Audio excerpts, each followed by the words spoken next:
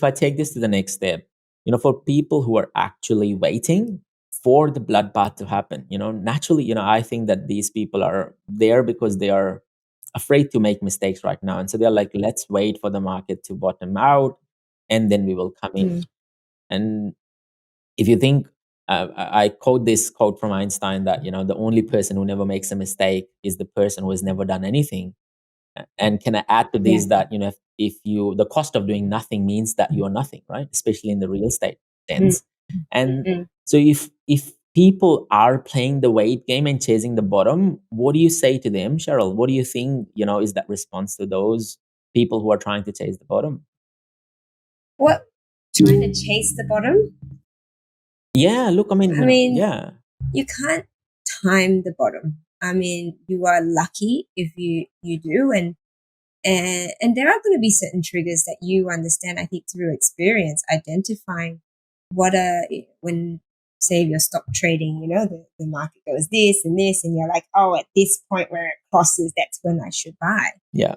The old adage of time in the market, if this is an opportune time to purchase and you're not transacting within the next 12 to 18 or even 3 to 5 years, you've got good investment grade stock, then why not? If it drops a little bit, but then over the next 10 years, it doubles or more, definitely, then you've done well. I think it's the cost of waiting, right? I think one of my mentors, I still remember him saying to me that, he was walking down, and this might sound mean to a few people, that he was walking down in one of the countries, and there was a board, which was a funny board that was there, and it was more in relation to people who are waiting.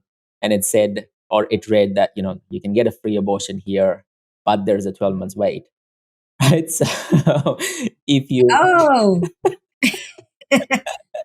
Wow. There's a whole lot of moral stuff in that one. That's interesting. And so if you think... we won't go into that. I think that's another podcast in its own. Yes. And so I think if you take a step back and you think about the opportunity cost of waiting, some of the impacts that I am seeing with a lot of people that I talk to on a day-to-day basis is that their serviceability with each interest rate rise continues to go down. And so their ability to buy a quality stock continues to go down. I'll give you a recent example of a person. He came to me late last year, and he said to me, Moss, I have a serviceability of $1 million. I can potentially buy 2 properties. I spoke to him 2 weeks ago, and the broker could not even get him $450,000. And he was struggling. He's like, whoa, where did it go? And it's like, well, you have a lot of equity, my friend, but because you haven't been playing the offset strategy, that boat has now sailed. And so you have to wait for, the margins to come down, or your salary to go up to basically come back into the market. And so he has missed that opportunity of entering into the market completely while trying to chase the bottom, right? And the waiting game is purely for those people who have redraw available to them, who have played this game before. They have money sitting in the offset account ready to go. And they are the people who are not dependent on the banks to give or borrow the money. They have that borrowing readily available to them. Waiting game is perfect for them.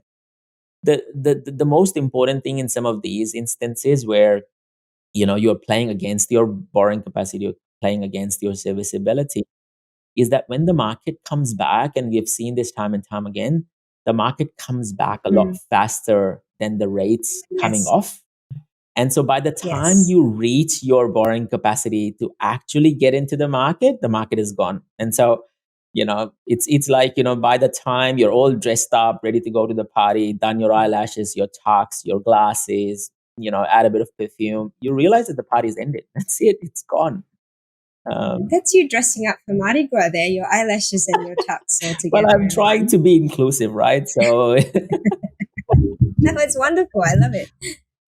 And so I get the analogy there. Like it is like there's a slower drop than there is a faster recovery.